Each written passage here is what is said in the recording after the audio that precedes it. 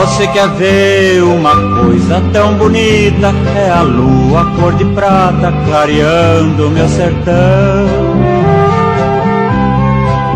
E um caboclo nos braços de uma viola canta versos que consola o seu pobre coração. E lá distante uma fonte a murmurar com suas águas cristalinas desafiando o luar. Uma cabocla apaixonada com saudade ouve a voz de um caboclo e pra ela vem cantar. Saudade, quem foi que te criou? Saudade, não tem raça, não tem cor.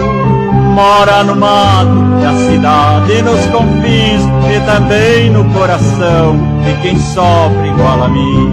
E também no coração de quem sofre igual a mim.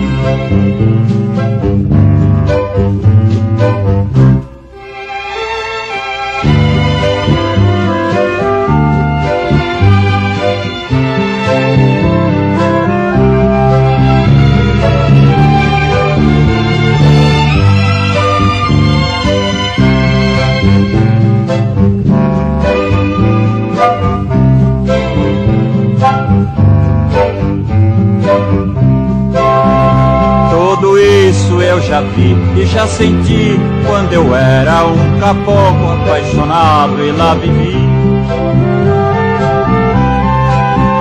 Uma canção em noite de lua cheia, com ardor o amor campeia no fundo do coração.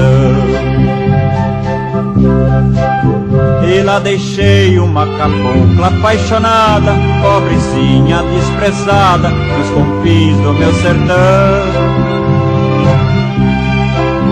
E na lembrança eu me sinto bem distante, bem feliz sempre a cantar nesta saudade tão constante. Saudade, quem foi que te criou? Saudade, não tem raça, não tem cor. Mora no mato, na cidade, nos confins e também no coração de quem sofre igual a mim. E também no coração de quem sofre igual a mim. E também no coração de quem sofre igual a mim. E também no